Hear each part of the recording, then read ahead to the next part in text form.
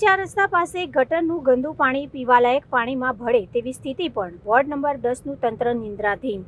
વડોદરા શહેરના ગોત્રી 4 રસ્તા વિસ્તારમાં ગટરનું પાણી પીવાલાયક પાણી સાથે ભળી જાય તેવી સ્થિતિ ઘણા સમયથી પ્રવર્તી રહી છે। આ પરિસ્થિતિ સ્થાનિક રહીશો માટેના સ્વાસ્થ્યનો મોટો ખતરો ઊભો કરે તેવી શક્યતા છતાં પણ વોર્ડ નંબર 10નું તંત્ર આ મુદ્દે આંખ આડા કાન કરી રહ્યું હોય તેવું લાગી રહ્યું છે।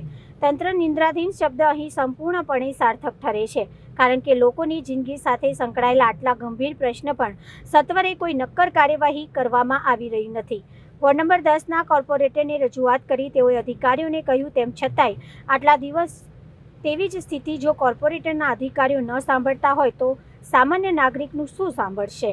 આપણે અહીંયા આગળ ગોત્રી વિસ્તાર યસ કોમ્પ્લેક્સ 4 રસ્તા છે, જ્યાં આગળ છેલ્લા 15 દિવસ ત્યાં સતત ગટરનું પાણી, જે અહીંયા આગળ પાણીનો વાલ છે ત્યાં આગળ પાણી ઉભરાય છે। કોર્પોરેટરોને જણાવ્યું, કોર્પોરેટરે અધિકારીઓને જણાવ્યું, પણ અધિકારીઓ બી આજે કોર્પોરેટરનું સાંભળવા તૈયાર નથી। અમે એટલી બધી રજૂઆત કરી છે કે કાલે ઉઠીને આ પાણીનો અહીંયા આગળ મિક્સ થશે પાણીના વાલની અંદર, અને જો કાલે ઉઠીને રોગચાળો કે કઈ ફાટશે એની જવાબદારી કોની? કયો વોર્ડ લાગે છે? આ વોર્ડ નંબર 10 છે, અને આપણા કોર્પોરેટર ઉમંગભાઈને અમે ફોટા વિડીયો બધું જ રીતના જાણ કરેલી છે। એમણે આગળ કહ્યું, અધિકારીને બી મોકલ્યા છે, પણ એવું કહે છે અધિકારી કામગીરી કરી નથી રહ્યા। કુસુમબેન વાઘેલા જે આપણા વિસ્તારમાં જોવે છે એમને બી અમે આ વસ્તુ માટે રજૂઆત કરી છે, ફોટા મોકલ્યા છે, પણ આજ દિન સુધી એની કામગીરી થઈ નથી।